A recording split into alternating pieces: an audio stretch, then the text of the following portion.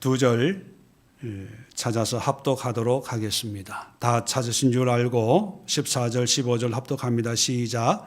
그를 향하여 우리가 가진 바 담대함이 이것이니 그의 뜻대로 무엇을 구하면 들으심이라.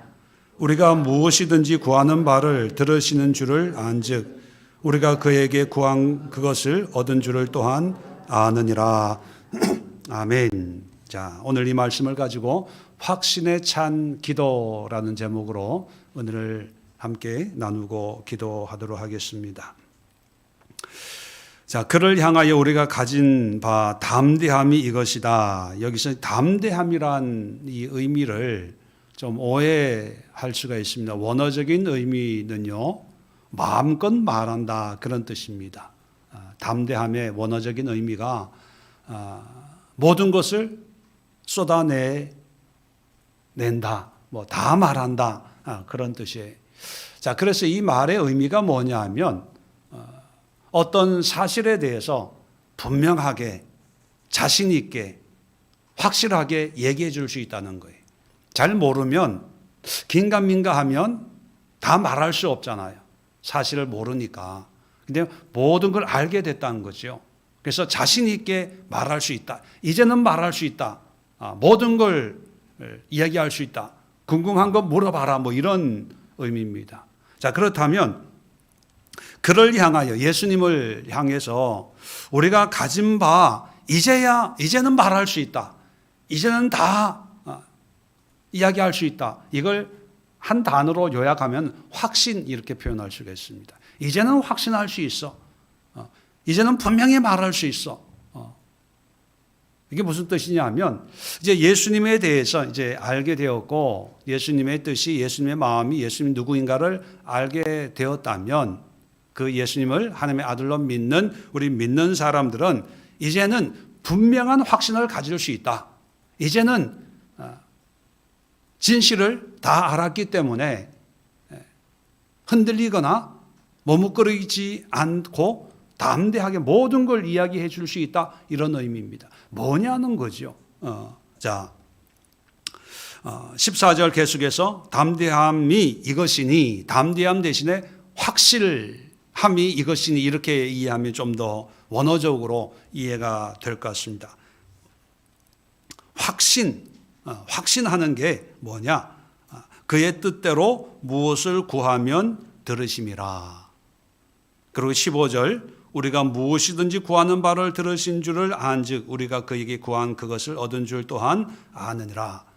세 가지 이제 예수님을 믿게 되면 세 가지 면에서 확실하게 얘기할 수가 있다는 거예요.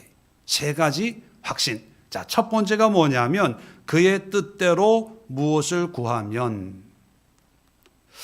자, 많은 분들이 오해하는 부분이 뭐냐면 기도를 하려면 오늘 성경에 보니까 그의 뜻대로 무엇을 구하면. 자, 구하기 전에 뭐가 더 중요합니까? 그래서 그의 뜻. 그러면 그의 뜻 누구의 뜻입니까? 예수님의 뜻, 하나님의 뜻을 모르면 기도하라는 거예요, 말라는 거예요? 하지 말라는 얘기 없잖아요. 범사에 기도하라. 기도는 하나님의 뜻을 알고 모르고 그런 차원이 아니라 항상 기도해야 되는데 오늘 성경을 보면 그의 뜻대로 무엇을 구하면 하나님의 뜻을 알면 당연히 기도하고 문제가 없죠. 그런데 기도하는 사람들 치고 하나님의 뜻을 다 아는 사람이 많을까요? 모르는 사람이 많을까요? 왜 그렇게 부정적으로만 생각하세요? 비관적으로 신앙생활을 하시나 보네. 하나님의 뜻을 아는 분들이 대부분이겠지만 초신자나 이런 분들 중에는 하나님의 뜻을 모르는 분도 있잖아요. 그러면 기도해서는 안 된다는 의미가 될 수도 있고 또 중요한 것은 하나님의 뜻을 안다고 하지만 그것이 진짜 하나님의 뜻인지 어떻게 확신하냐. 그러니까 내가 기도를 하고 싶어도 야 이게 하나님의 뜻인지 아닌지 긴가민가 하니까 확신이 없는 거죠.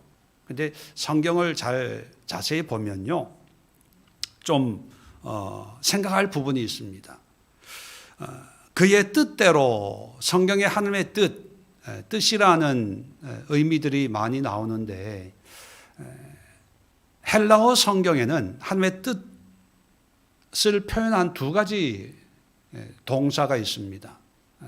명사가 있는데 하나는 굳이 알 필요는 없지만 참고로 하나는 불례라는 단어예요. 불례. 이 불례라는 단어는 사도행전 2장 23절에 보면 그가 하나님께서 정하신 뜻과 미리 아신 대로 내준 바 되었거늘 너희가 법 없는 자들의 손을 빌려 못 박아 죽였으나, 여기 보니까 정하신 뜻, 하나님이 예수님의 십자가 못 박는 하나님의 뜻을 얘기하는 거죠. 이 뜻의 헬라어가 불례라는 단어입니다. 그리고 에베소서 1장 11절에도 모든 일을 그의 뜻의 결정대로 일하시는 이의 계획을 따라, 그의 뜻의 결정대로, 그의 뜻, 하나님의 뜻의 결정대로 일하시는 이의 계획을 따라 우리가 예정을 입어 그 안에서 기업이 되었다. 여기에도 보면 불례입니다. 그래서 불례의 의미를 학자들은 이렇게 정의를 합니다. 하나님이 분명히 처음부터 정하셔서 그 누구도 그 뜻을 바꿀 수 없는 것. 대표적인 게 뭡니까? 우리의 구원, 또 하나님의 심판, 권성징악.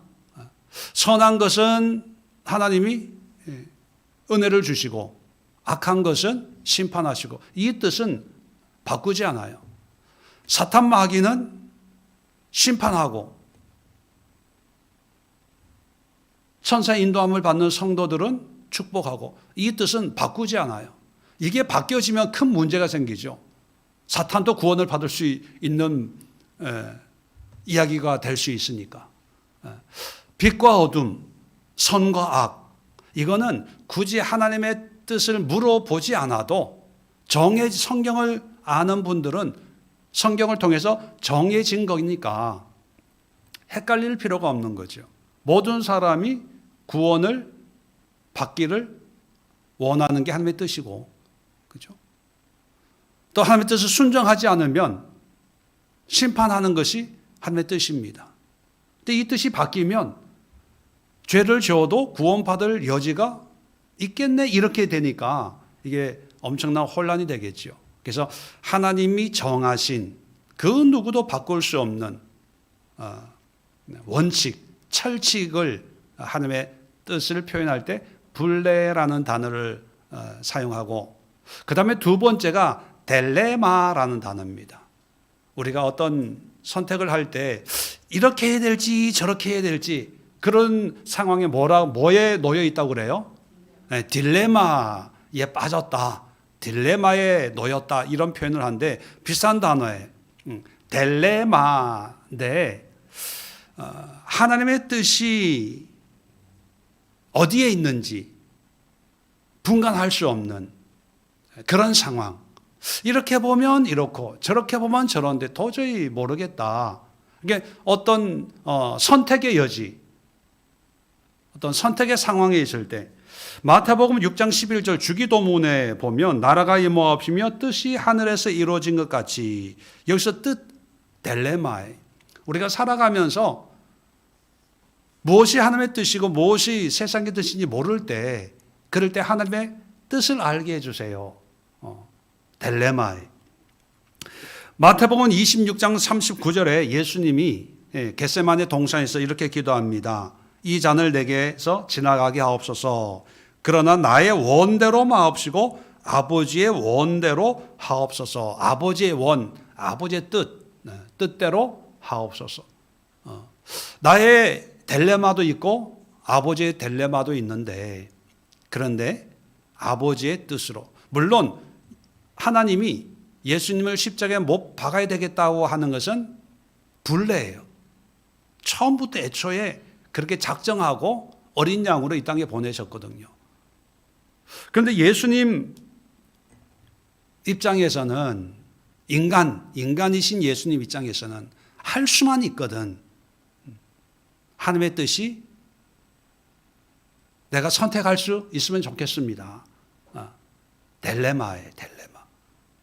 그런데 놀라운 것은 예수님이 하나님의 뜻을 처음부터 알았잖아요.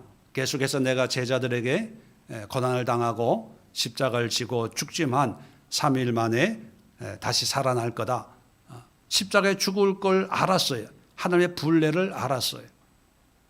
그러면 우리가 생각하는 수준으로 보면 굳이 기도할 필요 없잖아요. 어차피 살아날 텐데. 그리고 하나님의 뜻이 그거라면 당연히 순종하는 것이 더 은혜롭습니다. 하나님의 뜻에 내가 순종해서 십자가 짓게. 걱정하지 마. 너희 나 따라오지 마. 집에 있어. 아니면 갈릴리에 먼저 가 있어. 울지 말고. 어차피 내가 져야 될 십자가라면 내가 멋있게 지고 어차피 하나님이 정하신 거니까. 뭐 그럴 수 있잖아요. 어떻게 보면 그게 더 멋있다고 평가받을 수 있지만 예수님은 기도하셨어요. 이게 뭐냐면 여러분 그의 뜻대로 무엇을 구하면 이 의미가 하나님의 뜻을 깨닫고 알고 거기에 맞춰서 기도하라는 의미보다는 하나님의 뜻이 어디에 있는지 모를 때 예수님처럼 알아도 기도해야 되고 모를 때 기도하라는 거예요. 그러니까 이것은 하나님의 뜻을 알고 기도하라는 것이 아니라 기도에 대한 확신이에요. 기도란 뭐냐? 하나님의 뜻이 어디에 있는지 알든 모르든 모든 상황 속에 하나님의 뜻을 구하기 위해서 기도하라는 의미예요. 그러니까 우리가 번역된 그 말씀에 미혹이 돼서 그의 뜻대로 구해야 응답을 받는다는 그런 오해를 살 수가 있어요. 그런데 문자적인 우리가 번역이 아니라 원어적인 의미를 보면 우리가 살아가면서 하나님의 뜻을 분명히 모를 때가 많잖아요. 자, 그럴 때 기도하라는 거예요.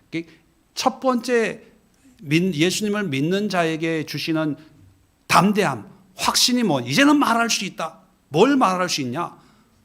기도할 수 있다는 거예요. 기도에 대한 확신.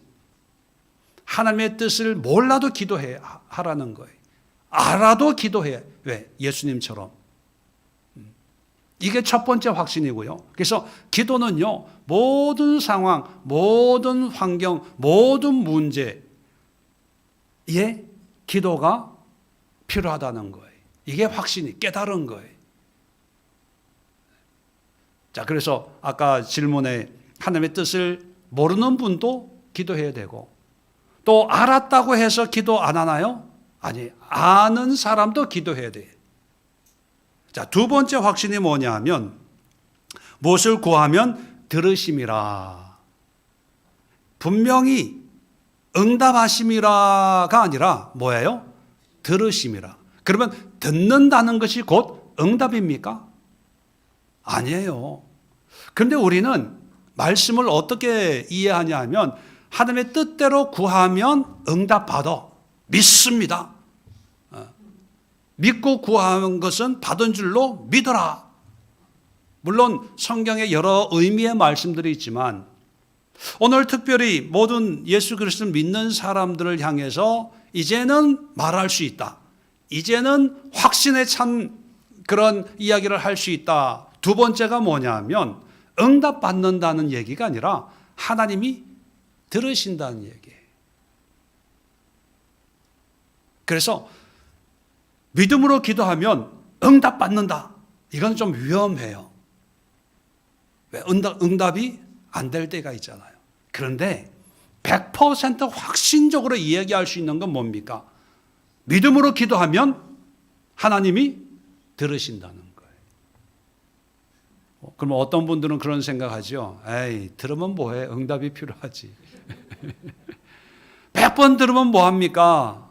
응답하셔야죠. 예, 그것은 우리의 입장이고, 근데 사실 하나님이 죄 많은, 물론 용서함 받았지만 예수님으로 말미암아 용서받은 인간의 그 간구의 기도를 들어주신다는 게 이게 참 놀라운 일이고 기적이고 은혜거든요.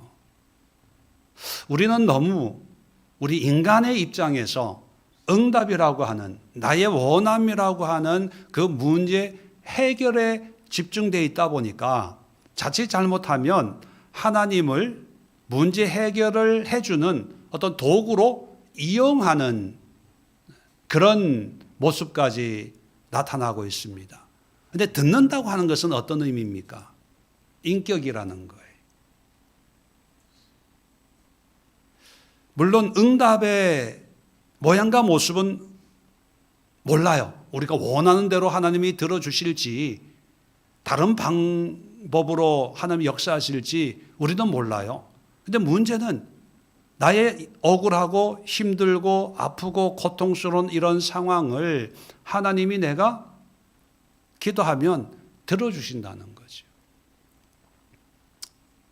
히브리서 5장 7절에 이런 말씀이 있습니다. 그는 육체에 계실 때에 자기를 죽음에서 능히 구원하실 이에게 심한 통곡과 눈물로 간구와 소원을 올렸고, 자, 겟세마네 동산의 그 기도를 얘기하는 거죠. 자, 그의 경건하심으로 말미암아 들으심을 얻었느니라. 예수님의 기도에 하나님이 들으셨어요. 결과는 뭡니까? 십자가 안 지는 게 아니라 십자가 지는 거였어요. 고통 가운데 돌아가는 거였습니다. 결과론적으로 보면, 그것만 보면 기도에 어떤 효과가 없다라고 볼 수가 있어요. 근데 중요한 것은 뭐냐면 하나님이 성자 예수의 기도를 들으시고 결국은 죽지만 부활하시고 승천하시고 하나님의 영광의 보좌에 앉게 되는, 그리고 장차 심판의 주로 다시 오시는 만왕의 왕 만유의 주가 되셨다는 겁니다.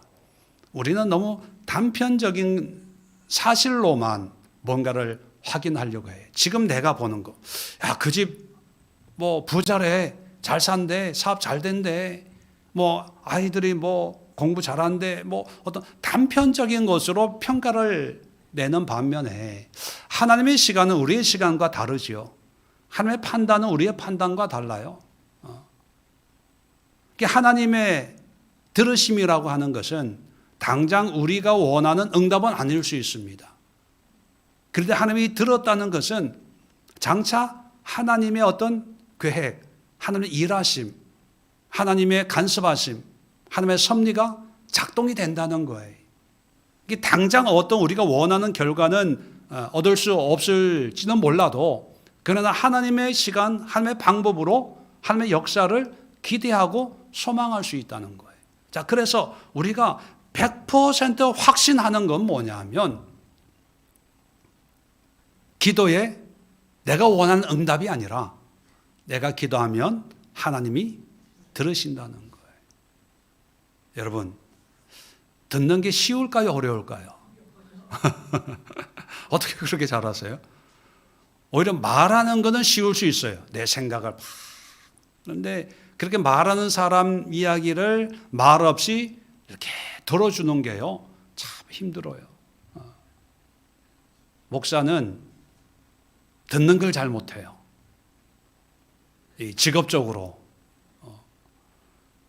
그래서 저는 하나님이 저를 듣는 훈련 시켜주는 시간이 있어요. 일주일에. 그분이 한번 얘기하면요, 한 시간 얘기를 하세요.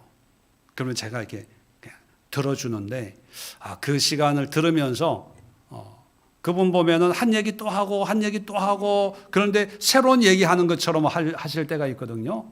그럴 때마다 하나님이 말하는 직업이다 보니까 듣는 훈련을 위해서 이런 시간도 주시는가 보다. 그래서 듣는 훈련을 합니다.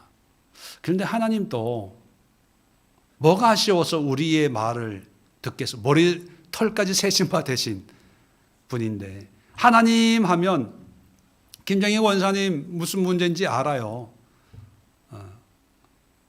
이명훈 권사님 뭐 기도 제목이 뭔지 뭐 말 안 해도 알고 어떻게 살고 있는지, 오늘 저녁 드실 때 밥을 퍼설 때 밥 숟가락 위에 쌀 알갱이가 몇 개 있는지, 물론 성경에 이런 건 없지만 다 아세요. 굳이 우리의 이야기를 들을 필요가 없는 분이라는 거예요. 그냥 말씀하시되 가라사대 그냥 우리에게 이렇게 하고 저렇게 하고 이건 이렇고 저건 저렇고 이렇게 말씀만 해도 되시는 분이에요.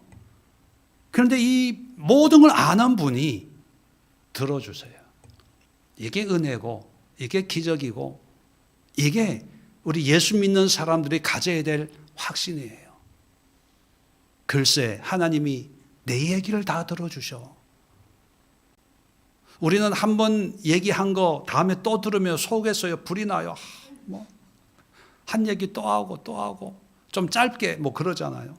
근데 하나님은요 원래부터 다 알고 계세요. 다 기승전결 설명을 안 해도 다 알아요. 그런데 들어주세요.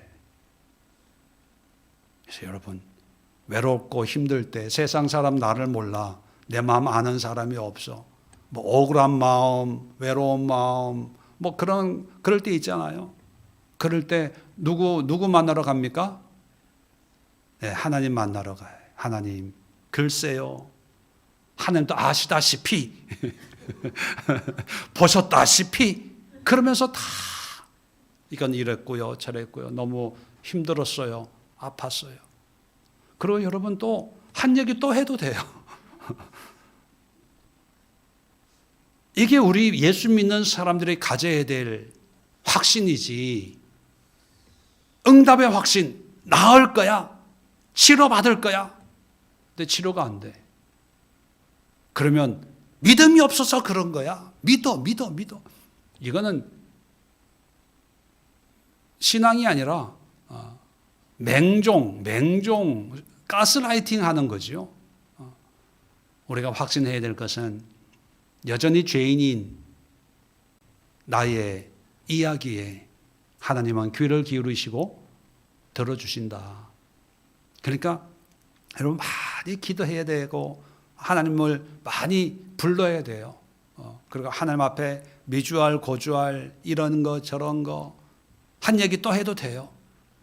물론 중언부언하지 말라는 그런 말씀도 있지만 그것은 주문 외우듯이 그런 의미고, 내 마음에 있는 모든 감정적인 것 이런 것도 하나님 앞에 내어놓을 수 있는 그런 하나님이라는 것, 이걸 잊지 마시고, 세 번째 확신이 뭐냐 하면 15절 끝에 보면 그에게 구한 그것을 얻은 줄을 또한 아느니라. 자, 얻은 줄을 안다. 우리는 아까 말씀드린 것처럼 들으심이 아니라 응답이라고 기록을 해놨으면 응답 받는다 이렇게 해석하는 게 바람직합니다. 그런데 성경은 하나님이 들으셨다 이런 표현을 써요. 그러니까 들으셨기 때문에 우리가 구한 그것을 얻은 줄을 또한 안다라고 하는 것은 응답이 아니라 그 응답이 지금 일어날 수도 있고 미래에 일어날 수도 있고, 또 응답의 방법이 내가 원하는 대로 될 수도 있지만 또 하나님이 들으시고 하나님의 방법으로 이루어지는 것도 있고, 이 얻는다는 것이 굳이 우리의 내가 원했던 그런 방법이 아니라 내가 원했던 방법이든 아니든 하여튼 내가 하나님 앞에 이야기한 것을 하나님이 들으시고 하나님은 하나님의 어떤 방법, 계획으로 반드시 이루신다는 거예요. 이해되시겠어요? 그러니까 하나님이 응답, 내가 원하는 대로 응답을 확신한다 이게 아니라 내가 얘기했으니까 그 결과는 하나님이 하나님의 방법으로, 하나님의 시간으로, 하나님의 방식으로, 하나님의 관점으로 하나님이 듣고 생각한 다음에 이루실 거야. 여기에 대한 확신이 있는 거예요. 병에서 나을 거야. 이 확신은 위험한 거예요. 물론 하나님이 그렇게 역사할 때도 있지만, 그런데 때로는 하나님이 들으시고 이 사람에게는 치료가 아니라 그 질병을 통해서 하나님이 뭔가 계획한 일이 있을 때, 대표적인 성경의 사도 바울 같은 경우에 육신의 가시가 있지만 안 고쳐 주었잖아요. 그런데 그 육신의 질병을 통해서 하나님은 겸손하도록 만들어서 하나님의 종으로 더 신실하게 사용하는 도구로 이용하셨지 않습니까? 자, 그런 것처럼 바울은 처음에 치료가 응답이라고 생각했지만 나중에 나의 강함은 약한 데서 온전하여 짐이라, 이걸 깨닫고 자기의 약한 것을 자랑하게 되는 그런 응답으로 열매 맺는 거예요. 그러니까 여러분, 우리가 하나님의 뜻을 놓고 기도했을 때 결론적으로 말하면 100% 응답이 되는 거예요. 단지 그 응답이라는 게 내가 원하는 방식으로의 응답은 아니지만 하나님이 들으시고 하나님의 시간과 방법과 계획과 섭리대로 이루어지는 거니까, 그렇게 보면 100% 응답되는 거죠. 그래서 이 응답이라는 단어가 오해의 소지가 많기 때문에 오늘 성경에도 그냥 얻었다는 표현을 쓰는 거예요. 결국 우리가 그 기도의 혜택을 누리게 된다, 맛보게 된다, 그런 의미로 사용되는 거죠. 자, 그렇게 보면 정리를 하면요, 우리가 예수 그리스도를 믿는 성도로서 우리가 기도를 하는데, 많은 종교들이 그렇고 또 많은 기독교인들이 이 기도를 우리의 원함을 이루는 방법으로, 도구로 사용을 하는 경우가 참 많습니다. 그래서 기도할 때 기도의 관점이 나예요. 내가 문제가 있고, 그래서 내가 이렇게 힘들고, 그래서 내가 하나님 앞에 나아가서 기도할 때 그 기도의 응답은 내 문제를 해결해 주는 그런 방법, 그런 모양과 모습을 기대하고 소망하죠. 그래서 이 기도가 철저하게 자기중심적인 것으로 변질이 되고 말아요. 그런데 오늘 성경은 이 기도가 우리의 관점만이 아니라 하나님의 관점을 얘기하는 거예요. 하나님의 관점. 하나님의 관점에서는 하나님의 뜻을 묻는 모든 기도를 하나님은 외면하지 않고 다 들으신다는 거예요.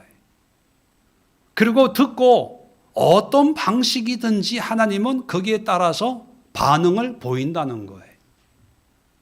그 반응을 보일 때 그 기도한 사람이 원하는 반응도 있을 수 있고, 원치 않는 반응도 있을 수 있고, 또 기대하지 못했던 그런 응답도 있을 수 있고, 여러 가지 응답이 있을 수 있는데, 자, 그래서 기도한 사람은 자기가 원하는 방향의 응답이 아니면 응답 받았다고 생각해요? 못 받았다고 생각해요? 못 받았다고 생각하는 거예요. 단지 자기가 원하는 그 모습과 모양으로 이루어졌을 때만 응답 받았다라고 하기 때문에, 사실 응답 받는 기도가 많아요? 응답 받지 못하는 기도가 많습니까? 응답 받지 못하는 기도가 더 많다고 생각을 해요. 그래서 몇 번 기도해보고 내가 생각하는 응답이 없으면 기도해도 소용이 없어. 나는 아직 믿음이 안 자랐나 봐. 나는 아직 어린가 봐. 나는 아직 기도할 줄을 모르는가 봐. 이렇게 이제 인간적으로 또 해석을 하는 거예요. 그래서 나보다는 권사님이 믿음이 좋으니까 권사님이 기도하시고, 또 목사님이 영권이 있으니까 목사님이 기도해 주시고. 근데 여기에 보면 직분의 어떤 구별이 없습니다. 성별의, 신앙의 연륜에 대한 기준이 전혀 없어요.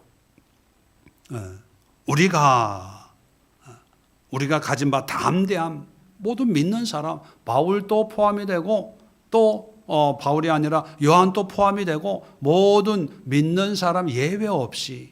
그러니까 여러분 이제 기도할 때 특정한 문제에 어떤 특정한 응답을 정해놓고 기도하기보다는 그 문제를 하나님 앞에 상의를 하세요. 그래서 기도하는 방법을 좀 바꿀 필요가 있습니다. 그전에는 요구형 기도가 많았을 거예요. 하나님 큰일 났어요. 이렇게 해주세요.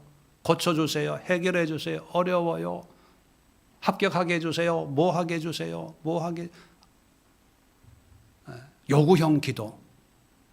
그런데 하나님이 들으시는 하나님의 관점의 기도를 이해하면요, 요구형이 아니라 협의형이에요. 협의형. 하나님 이런 문제가 생겼네요. 아시다시피 아시겠지만 하나님이 보셨겠지만 내가 이런 문제에 어렵습니다. 무엇이 하나님의 뜻인지, 불레가 아니라 딜레마, 그죠?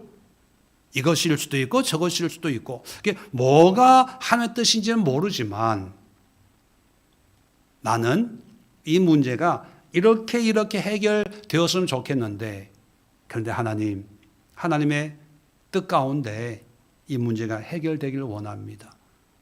하나님도 보시고 내 얘기를 들으시고 생각 한번 해보세요. 한번 고민 좀 해보세요. 뭐 이런 식으로. 그래서 어떤 내가 원하는 정답을 놓고 그 정답이 현실에서도 정답이 되게 해달라고 강요하는 것은 기도를 오용하는 거죠. 그런데 기도는 내가 말하면 하나님이 들으세요. 대화라는 거죠. 그러니까 그 대화를 충분히 할 필요가 있어요. 떨기나무에서 모세가, 하나님이 모세를 불러서 바로에게 가서 이스라엘 백성을 출애굽시키도록 해라. 처음에 안 가요. 못한다고 계속 거절합니다. 그런데 하나님은 계속 설득하잖아요. 그게 기도예요. 하기 싫으면 하기 싫다고 하나님 앞에 얘기를 하고, 또 하고 싶으면 하고 싶다고 얘기를 하면서 하나님이 들으시고 하나님이 나에게 말씀하시고 깨닫게 하시고, 물론 하나님이 모세와 어떤 식으로 대화했는지 모르지만 사람들처럼 대화하듯이 대화했는지 모르겠지만 일반적으로는 어떤 마음과 생각과 뜻으로 또 알게 하고 느끼게 하고 깨닫게 하시거든요. 그런 시간을 충분히 갖는 게 중요한 거예요. 요구형 기도는 뭐냐면 자기가 요구할 건 다 요구하고 예수의 이름으로 기도합니다. 그리고 일어나서 가는 거예요. 그러면서 기도했다고. 기도는 대화야. 기도는 영혼의 호흡이야. 자기 혼자만 숨 쉬고 끝나나? 그래서 이 요한 1서 5장 14절 15절에서 정말 이 요한이 믿음에 대해서 아주 담대하게 5장에 대해서 아주 믿음의 삶에 대해서 담대함을 아주 강조하고 있거든요. 세상을 이기는 믿음은 이것이다. 아주 힘이 있어요. 그 힘이 있는 가운데 어떤 확신, 담대함, 이제는 말할 수 있다. 이제는 내가 모든 걸 다 이야기해 줄 수 있어 라고 하는 그 요소가 기도예요. 이 기도에 대해서 세 가지 담대함을 얘기하는데, 첫 번째 하나님의 뜻으로 라고 하는 것은 하나님의 뜻을 알고 하는 게 아니라 알든 모르든 하나님의 뜻을 구하는 기도를 해라. 모든 상황이 기도의 제목이 될 수 있다. 두 번째가 뭐냐면 들으신다는 거예요. 응답하고 혼동하면 안 됩니다. 들으시기 때문에 하나님은 인격적으로 나와 대면할 준비가 되어 있는데, 그런데 우리 인간이 하나님과 대면할 준비를 하지 못하고 그냥 청구서만 갖다 주고 오는 그런 형국의 모습이 되고 마는 것이요. 그래서 세 번째 담대함은, 그래서 우리가 구한 것은 반드시 얻는다. 하나님이 하신다. 단지 내가 생각했던 방법은 아닐 수 있지만 하나님은 반드시 반응하신다. 여기에 대해서 이제 확신을 가지고 이야기할 수 있다. 이렇게 말씀하고 있습니다. 그렇다면 오늘 우리가 가지고 나온 기도의 제목들 가지고 기도할 때 오늘 이 말씀을